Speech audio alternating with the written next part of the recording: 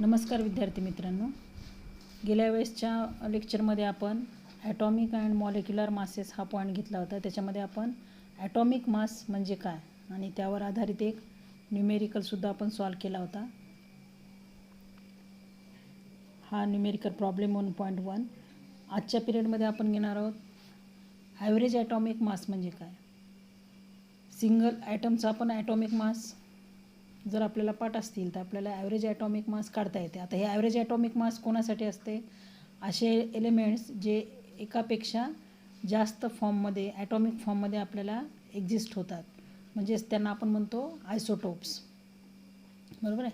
Many naturally occurring elements exist as mixture of more than one isotope. Isotopes have different atomic masses. Isotopes कोणाला म्हणायचे? They are the atoms of the same elements having the same atomic number but different mass numbers. They are called isotopes. अशा isotope जे आहेत ते different, त्यांचे atomic masses कसे असतात? Different असतात. The atomic mass of such and element is the weighted average of atomic masses of its isotopes. ब्रॅकेटमध्ये दिलेले बघा, taking into account the atomic masses of isotopes and their relative abundance, that is percent occurrence. नेचरमध्ये ते कोणत्या पर्सेंटेजमध्ये आढळतात? लक्षात. समजा आपल्याला फॉर एक्झाम्पल हायड्रोजनचे आयसोटोप्स आपल्याला माहिती आहेत. H11, H12 and H13. याला आपण म्हणतो हायड्रोजन,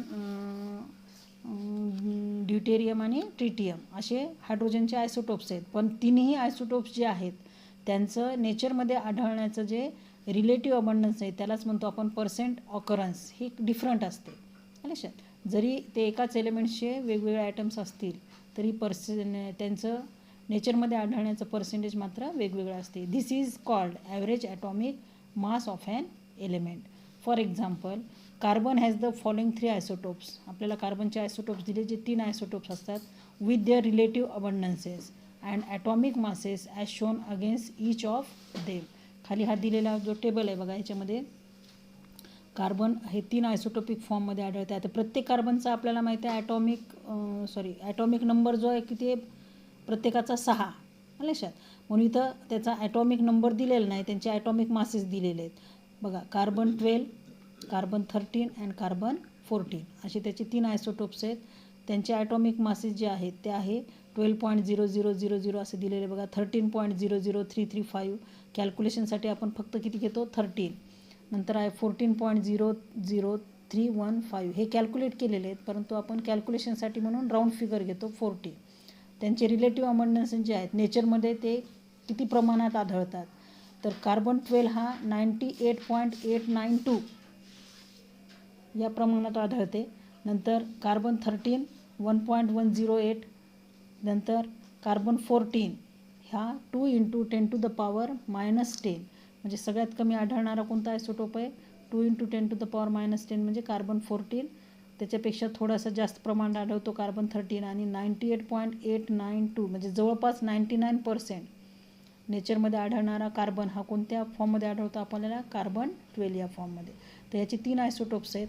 आता ह्याचे 3 आयसोटोप्स असल्यामुळे आपल्याला त्याचं ॲटॉमिक मास काढताना हे तिन्ही आयसोटोप्स कन्सिडर करून त्याचं ॲटॉमिक मास काढावं लागते आणि त्याच्यामुळे त्याला म्हणतो आपण त्याचं average atomic mass. From the above data the average atomic mass of carbon can be calculated as average atomic mass is equal to. हा जो फॉर्म्युला आहे तो फॉर्म्युला बघा या फॉर्ममध्ये लिहायचं आहे आपल्याला. Average atomic mass is equal to atomic mass of carbon 12. Carbon 12चा ॲटॉमिक मास घ्यायचं इंटू त्याचं पर्सेंटेज किती आहे ते पर्सेंटेज घ्यायचे एका ब्रॅकेटमध्ये लिहायला, plus atomic mass of carbon 13. Atomic mass घ्यायचे कार्बन 13चं इंटू त्याचं पर्सेंट किती आहे ते घ्यायचे, plus atomic mass of carbon 14 into त्याचं पर्सेंटेज. आणि ह्या सगळ्यांची बेरीज करून त्याला डिव्हायडेड बाय काय करायचं आहे? 100. तर या ठिकाणी 12 atomic mass of carbon 12 is 12. त्याचं पर्सेंटेज आपल्याला दिलेलं आहे. हे जे पर्सेंटेज दिलेले ते पर्सेंटेज या ठिकाणी लिहायचे 98.892 प्लस 13 इंटू 13 पॉईंटमध्ये दिलेले तेच घेऊयात आपण. इथे 13.00335 बरोबर आहे. 13.00335 इंटू त्याचं पर्सेंटेज किती आहे 1.108 plus 14.00317 into 2 into 10 to the power -10. ह्याचं पूर्ण याचं कॅल्क्युलेशन करायचं आहे. ह्या दोघांचा गुणाकार करा, ह्या दोघांचा गुणाकार करा, ह्या दोघांचा गुणाकार करा, सगळ्यांची बेरीज करा आणि त्याला कितीने भागायचं आहे 100ने. तर आपल्याला हे उत्तर मिळते 12.011. आता यू काय आहे तर गेल्या वेळेस आपण पाहिलं, याला युनिफाईड मास युनिट आपण म्हणतो. तर हे त्याचं युनिट आहे आणि कॅल्क्युलेशनसाठी आपण नियरली इक्वल टू ही फिगर राऊंड ऑफ करतो. किती येते ती 12 लक्षात. म्हणून कार्बनचं ॲटॉमिक मास आपण किती घेतो 12. जरी तो 3 आयसोटोपिक फॉर्ममध्ये आढळत असेल तर कार्बन 12 हा सगळ्यात जास्त प्रमाणात आढळतो. म्हणून आपण कॅल्क्युलेशनने हे काढलं आहे की त्याचं ॲटॉमिक मास जे आहे कार्बनचं ॲव्हरेज ॲटॉमिक मास आपण किती घेतो 12. असे तुम्हाला खाली या ठिकाणी बघा average atomic masses for other elements can be also calculated. मागे तुम्हाला न्यूमेरिकल दिलेलं आहे. तर यामध्ये ह्या in the periodic table of elements the atomic masses mention for different elements are actually their average atomic masses. वेगवेगळ्या एलिमेंट्ससाठी जे आपण पिरियडिक टेबलमध्ये ॲटॉमिक मास मेन्शन केलेले आहेत ते त्यांचे कोणते ॲटॉमिक मास असतात जे आयसोटोपिक फॉर्ममध्ये आढळतात त्यांचे ॲव्हरेज ॲटॉमिक मासेस आपण मेन्शन केलेले आहेत. For practical purpose the average atomic mass is rounded off to the nearest whole number. जसं आपण आता आपल्याला कॅल्क्युलेशनने ॲटॉमिक मास मिळालं होतं ॲव्हरेज ॲटॉमिक मास 12.011.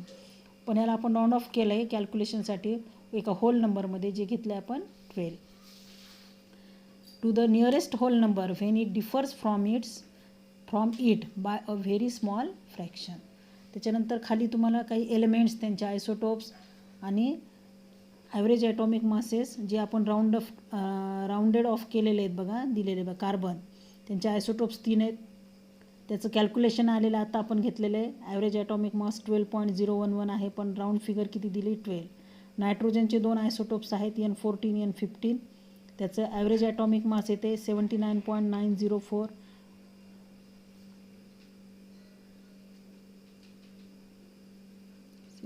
कसं दिलं तर 14 पॉईंट असेल हे 13 पॉईंट असेल हे 13.904 आणि राऊंड फिगर याची घेतली आपण 14. हे इथं या ठिकाणी चुकीचं दिलेलं आहे पहा 13 पॉईंट असेल हे 13.904 असेल. या ठिकाणी 14 दिलेलं आहे. त्याच्यानंतर ऑक्सिजनचे 3 आयसोटोप आहेत O16 O17 O18. त्याचं ॲव्हरेज ॲटॉमिक मास आहे 15.999. इथं राऊंड फिगर किती घेतली आपण 16. क्लोरीनचे 2 आयसोटोप आहेत Cl35 Cl37. या ठिकाणी त्याचं ॲव्हरेज ॲटॉमिक मास आहे 35.453 पण आपण राऊंड फिगर त्याची किती घेतली 35.5. ब्रोमीन 2 आयसोटोप आहेत Br79 आणि Br81 आणि त्याचं ॲव्हरेज ॲटॉमिक मास आहे 79.904 आणि आपण त्याची राऊंड फिगर घेतली 79.9. 80 घेतलं तरी जवळपास उत्तर सारखंच येते. पण आपल्याला या ठिकाणी जे दिलेले आहेत ते ॲव्हरेज ॲटॉमिक मास घेऊन आपण त्याची राऊंड फिगर घेऊन कॅल्क्युलेशन करायचे. त्याच्यानंतर तुम्हाला पहा तुमच्या पुस्तकामध्ये हा एक न्यूमेरिकल दिलेला आहे पहा problem 1.2. Calculate the average atomic mass of neon using the following data. निऑनचं तुम्हाला ॲव्हरेज ॲटॉमिक मास काढायचे खाली दिलेल्या माहितीवरनं. तर आयसोटोप दिलेले आहेत पहा त्याचे N20 N21 N22 असे 3 आयसोटोप आहेत निऑनचे. प्रत्येकाचा ॲटॉमिक मास दिलं आहे आणि त्याचं नॅचरल अबंडन्स दिलं आहे म्हणजे तो नेचरमध्ये किती प्रमाणात आढळतो पर्सेंटेमध्ये 90.92%, 0.26% आणि 8.82%. आपल्याला दिलेला जो फॉर्म्युला आहे तो फॉर्म्युला वापरायचा. Average atomic mass of neon कसं कॅल्क्युलेट करायचं atomic mass of N20 into त्याचं percentage plus atomic mass of Ne21 into त्याचं percentage plus atomic mass of Ne22 into त्याचं पर्सेंटेज आणि होल डिवायडेड बाय 100. तर कॅल्क्युलेशनने याचं आपल्याला जे ॲव्हरेज ॲटॉमिक मास आहे ते मिळते 20.1707 आणि आपण याला राऊंड फिगर जे घेतो ते आपण लिहिताना लिहितो पहा Ne1020. तुमच्या पिरियडिक टेबलमध्ये जर तुम्ही पाहिलात तर या ठिकाणी असं लिहिलेलं आहे Ne निऑनचा ॲटॉमिक नंबर आहे 10 आणि त्याचा ॲटॉमिक मास आहे 20. तर या ठिकाणी कॅल्क्युलेशनने त्याचं किती भेटलेलं आहे आपल्याला 20.1707. आताच आपण सांगितलं आहे की आपण त्या फिगरला काय करायचं, नियरेस्ट होल नंबरमध्ये राऊंडेड ऑफ करून घ्यायचं. तर इथे ठिकाणी आपण 20 हा त्याचा ॲटॉमिक मास घेतो. त्याच्यानंतर तुम्हाला करण्यासाठी जर पाहिजे असतील तर हा प्रॉब्लेम तुम्ही त्या ठिकाणी सॉल्व करायचा आहे. पहा, लिहून घ्यायचा हा प्रॉब्लेम तुम्ही. Chlorine has 2 stable isotopes Cl35 and Cl37 with atomic masses 34.968 unified mass unit and 36.956 U respectively. म्हणजे Cl35चा ॲटॉमिक मास आहे 34.968 आणि Cl37चा आहे 36.956. If the average atomic masses is त्याचा ॲव्हरेज ॲटॉमिक मास दिलेला आहे 35.453. Then calculate the percentage abundances. त्यांचं percentage abundance आपल्याला काढायचं आहे. त्याचं ॲव्हरेज ॲटॉमिक मास आपल्याला दिलेलं आहे. थोडासा फिरून हा न्यूमेरिकल विचारलेला आहे बघा. तर सॉल्व करून दिलेला आहे न्यूमेरिकल, तुम्हाला सोल्युशन दिलेलं आहे. Let the natural abundance of Cl35 isotope be X%. तर आपल्याला नॅचरल अबंडन्स काढायचं आहे Cl35 आणि Cl37चं. तर आपण Cl35चं जर X% घेतलं आपण तर Cl37चं किती येते 100 - X. कारण पर्सेंटेज काढायचं म्हणजे आपण पर्सेंट कसं काढतो 100 घेऊन. आलं लक्षात. पर्सेंटेज म्हणजे काय 100 घेणे. जर आपण Cl35चं X घेतलं तर Cl37चं काय येईल पर्सेंटेज 100मधनं X मायनस करायचे, ते पर्सेंट येईल Cl37चं. मग आपल्याला खाली फॉर्म्युला माहिती आहे, average atomic mass is equal to atomic mass of Cl35 into X. त्याचं पर्सेंटेज किती आहे, पर्सेंटेज अबंडन्स X आहे म्हणून into X plus average atomic mass of Cl37 into त्याचं पर्सेंटेज आहे 100 - X and whole divided by 100. हे atomic mass of Cl35 आहे. या ठिकाणी वरचाच फॉर्म्युला येतो. Average atomic mass of Cl35 into त्याचं नॅचरल अबंडन्स म्हणजे X into atomic mass of Cl37 into त्याचं natural abundance 100 - X whole divided by 100. या ठिकाणी आपल्याला ॲव्हरेज ॲटॉमिक मास दिलेले आहे. किती दिलेले आहे 35.453 is equal to 34.968 X plus 36.956 into 100 - X. इथं कौंस नाही केला तरी चालते. हे 36.956 इंटू 100 - X डिवायडेड बाय 100. तर या ठिकाणी पहा 35.453 या 100ला मी या ठिकाणी ट्रान्सफर केले 10⁻² लिहू शकतो आपण. त्याच्यानंतर हे येईल 34.968 इंटू X आणि ह्याच्याने कौंस सोडून घ्यायचा आहे 3695.6 याचा आणि याचा गुणाकार केला आहे आपण मायनस 36.956 X. म्हणजे ह्या दोघांचं हे गुणाकार करून घ्यायचं या ठिकाणी. त्याच्यानंतर या ठिकाणी पहा 35.453 into 10⁻² is equal to 34.968 X minus हा मायनस जे आहे हा Xची किंमत इकडं मायनस 36.956 X आणि ह्याला आपण इकडे शिफ्ट केले कारण X हे सारखे आहेत म्हणून ह्यांना एकत्र आणले आणि 3695.6.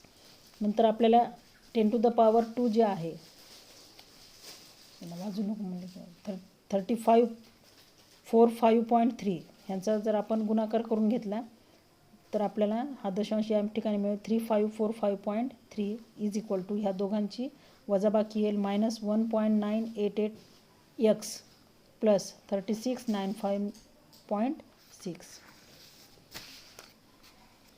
त्याच्यानंतर 3695.6ला आपण लेफ्ट साईडला शिफ्ट केलं तर प्लसचं काय होईल मायनस होईल या ठिकाणी is equal to minus 1.998 X.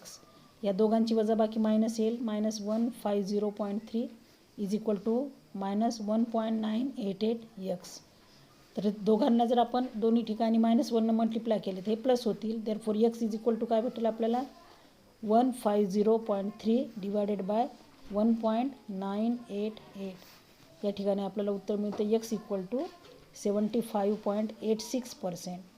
आता X आपण काय घेतलं होतं नॅचरल अबंडन्स ऑफ Cl35 किती मिळाले आपल्याला 75.60% आणि नॅचरल अबंडन्स ऑफ Cl37 काय घेतलं होतं आपण 100 - X.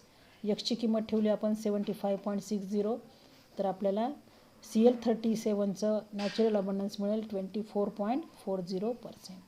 तर या ठिकाणी असा सुद्धा न्यूमेरिकल तुम्हाला विचारू शकतात.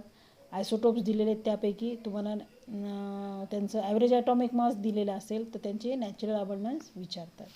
ते सेकंड न्यूमेरिकल जो आहे तो तुम्ही सॉल्व करायचा आहे. हा numerical lithium exist in the form of 2 isotopes. लिथियमचे 2 आयसोटोप्स आहेत Li6 आणि Li7 with atomic masses 6.0151.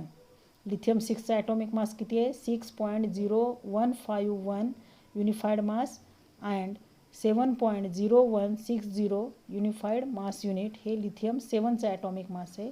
And the percentage are 8.24 and 91.76.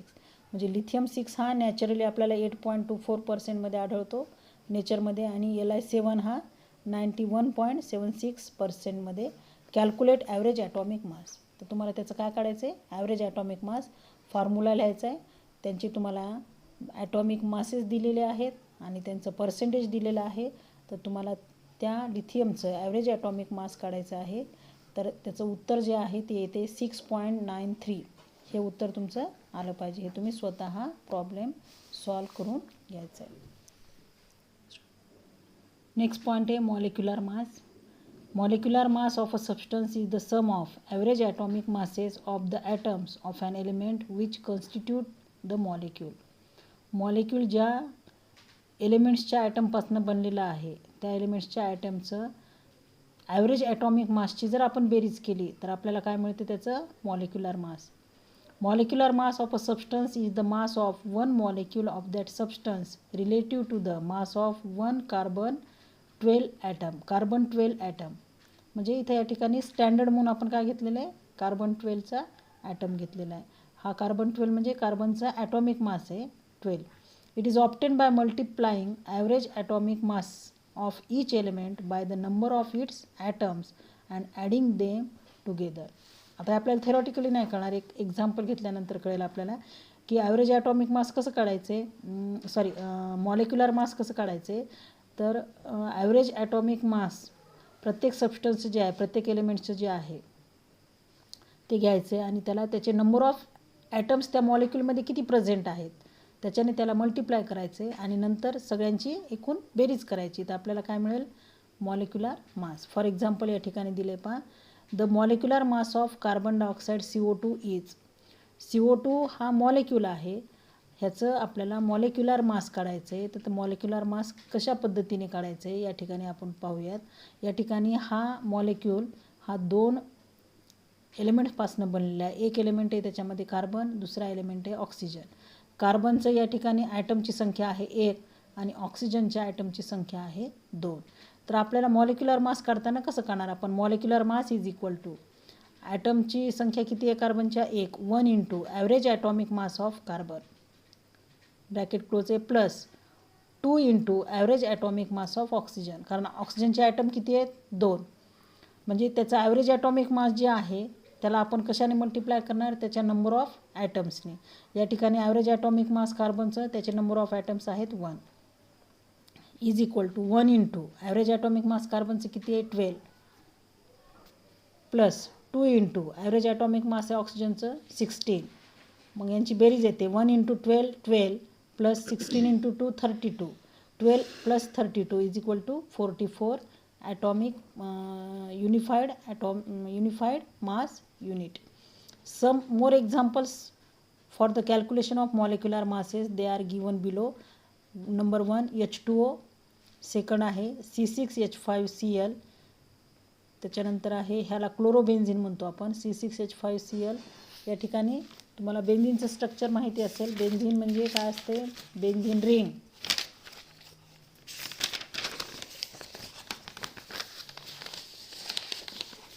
बेन्झिनचा formula तुम्हाला माहिती आहे. बेन्झिनचा फॉर्म्युला आहे C6H6 आणि तो या प्रकारे आपण काढतो.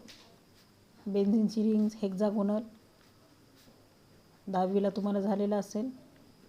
या प्रत्येक कार्बनला एक हायड्रोजन अटॅच असतो आणि प्रत्येक कार्बनमध्ये अल्टरनेट सिंगल आणि डबल बॉन्ड असतात. या ठिकाणी डबल बॉन्ड परत single bond double bond single bond आणि डबल बॉन्ड हे स्ट्रक्चर कशाचं आहे? बेन्झिनचं. स्ट्रक्चरल फॉर्म्युला आपण म्हणतो याला, बरोबर आहे. बेन्झिन ज्याचा फॉर्म्युला आहे कार्बन 6 आहेत आणि हायड्रोजनसुद्धा 6 आहेत, म्हणून याचा मॉलिक्युलर फॉर्म्युला येतो C6H6. हा त्याचा फॉर्म्युला झाला.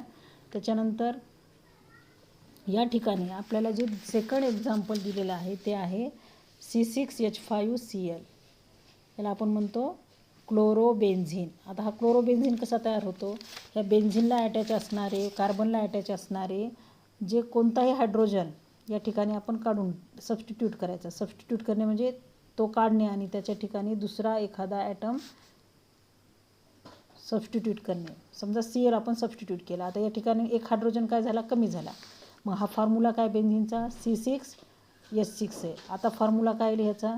C6, एक हायड्रोजन कमी झाल्यामुळं काय येईल? C6H5. आणि एक क्लोरीन या ठिकाणी सबस्टिट्यूट झाला आहे, म्हणजे याच्या ठिकाणी क्लोरीन आला आहे म्हणून काय आलं या ठिकाणी? Cl. म्हणून हा फॉर्म्युला काय झाला आता? C6H5Cl, ज्याला म्हणतो आपण क्लोरोबेन्झिन. क्लोरोबेन्झिन नाव लिहून घ्यायचं या ठिकाणी तुम्ही. असे एक एक एक एक कंपाऊंडचे नाव आपण पाठ करायचे. पण हा कसा तयार झाला आहे ते सांगितलं मी तुम्हाला. बेन्झिनपासून आपण हा तयार केला आहे, ज्याचं नाव आहे क्लोरोबेन्झिन. तर या ठिकाणी याचा आपल्याला आता या फॉर्म्युल्यामध्ये आपल्याला माहिती आहे कार्बन ॲटमची संख्या किती आहे? 6, हायड्रोजन ॲटमची संख्या 5 आणि क्लोरीन ॲटमची 1. तर 6 इंटू कार्बनचा ॲव्हरेज ॲटॉमिक मास किती आहे? 12 प्लस 5 इंटू 1 हायड्रोजनचा average atomic mass 1 plus 1 into 35.5 क्लोरीनचा ॲव्हरेज ॲटॉमिक मास. इथं 1 दिलेलं नाही, या ठिकाणी आपण लिहायचं 1 इंटू 35.5. तर या सगळ्यांचं काय करायचं आहे? गुणाकार करून घ्यायचा आहे. गुणाकार केल्यानंतर त्यांची बेरीज करायची. तर C6H5Clचं मॉलिक्युलर मास किती येते? 112.5 युनिफाईड मास युनिट. त्याच्यानंतर दिलेलं आहे पहा, तो तिसरे एक्झाम्पल दिले तुम्हाला H2SO4. याला काय म्हणतो आपण? Sulphuric acid. जो एक स्ट्रॉंग ॲसिड आहे. 3 स्ट्रॉंग ॲसिड आहेत आपल्याकडे, ज्याला आपण इनऑर्गॅनिक ॲसिड्स म्हणतो किंवा मिनरल ॲसिड्स म्हणतात. आणि ते ॲसिड्स कोणकोणते आहेत? HCl एक आहे, ज्याला आपण हायड्रोक्लोरिक ॲसिड म्हणतो.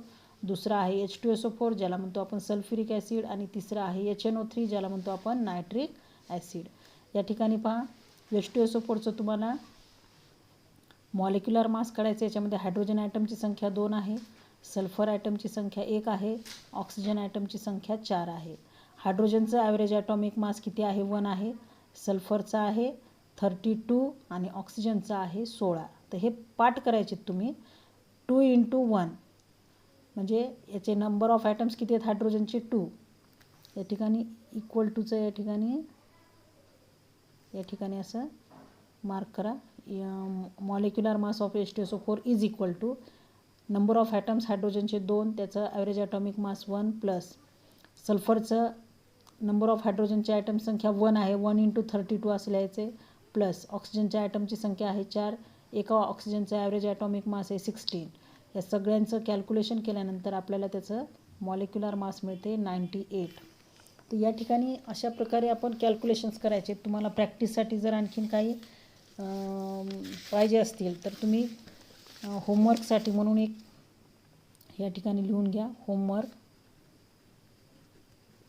त्या असे मॉलिक्युलर मासेस तुम्हाला कॅल्क्युलेट करायचे आहेत. Calculate molecular masses of followings. Molecular masses of followings. या ठिकाणी तुम्हाला पहिलं उदाहरण घ्या HCl, सेकंड उदाहरण घ्या HNO3, थर्ड उदाहरण घ्या CH3COOH, ज्याला म्हणतो आपण ॲसेटिक ॲसिड. नावं माहीत नसतील तर नावं लिहून घ्या. ॲसेटिक ॲसिड याला म्हणतो आपण hydrochloric acid, nitric acid. Number 4 घ्या CH3CHO, ज्याला म्हणतो आपण ॲसेटाल्डिहाइड. अल्डिहाइडचा तो मेंबर आहे. हे सगळे येणार आहे आपल्याला नावं नंतर. ॲसेटाल्डिहाइड. 5 घ्या NH3, नाव माहिती आहे तुम्हाला, त्याला म्हणतो आपण अमोनिया. त्याच्यानंतर घ्या कार्बन मोनॉक्साईड. मोनॉक्साईड का म्हणतात याला, कारण मोनो म्हणजे वन, एक ऑक्सिजन आहे म्हणून त्याला म्हणतात कार्बन मोनॉक्साईड. CO2 माहिती आहे आपल्याला, कार्बन डायऑक्साईड. त्याच्यानंतर NH4OH ज्याला म्हणतो आपण अमोनियम हायड्रॉक्साईड. नावं याच्यासाठी लिहून घ्या, हे पाठ करायचे तुम्हाला. अमोनियम हायड्रॉक्साईड जो एक बेस म्हणून आपण वापरतो, वीक बेस आहे तो. त्याच्यानंतर 8 नंबर घ्या, NaOH ज्याला म्हणतो आपण सोडियम हायड्रॉक्साईड, जो स्ट्रॉंग बेस आहे, सोडियम हायड्रॉक्साईड. ते अशी हे उदाहरण तुम्ही सॉल्व करू शकता. आणि याच्यात तुम्हाला ॲव्हरेज ॲटॉमिक मासेस तुमच्या पिरियॉडिक टेबलमध्ये दिलेले आहेत. जनरली तुम्ही पाठ करण्यासाठी हायड्रोजन, ऑक्सिजन, नायट्रोजन, क्लोरीन, परत कार्बन, त्याच्यानंतर सोडियम, सल्फर, फॉस्फरस यासारखे एवढ्या एलिमेंट्सचे तरी कमीत कमी तुम्हाला जर पाठच करायची तर 1 ते 30 पिरियॉडिक टेबलमध्ये atomic number 1 to atomic number 30वाला कोणी झिंक, हायड्रोजनपासनं ते झिंकपर्यंत एवढ्या एलिमेंट्सची ॲटॉमिक नंबर्स आणि ॲटॉमिक मासेस तुम्ही सहसा पाठ करा. त्याच्यामुळे तुम्हाला मॉलिक्युलर मास कोणत्याही मॉलिक्युलचं जर काढायचं असेल तर ते तुम्हाला काढता येईल. आता हे प्रॅक्टिससाठी हे आहेत, हे होमवर्क म्हणून लिहून घ्यायचं. Calculate molecular mass of following. लक्षात, HCl, HNO3, hydrochloric acid, nitric acid, acetic acid, acetaldehyde, ammonia, carbon monoxide, ammonium hydroxide आणि सोडियम हायड्रॉक्साईड यांची मॉलिक्युलर मासेस कॅल्क्युलेट करायचे.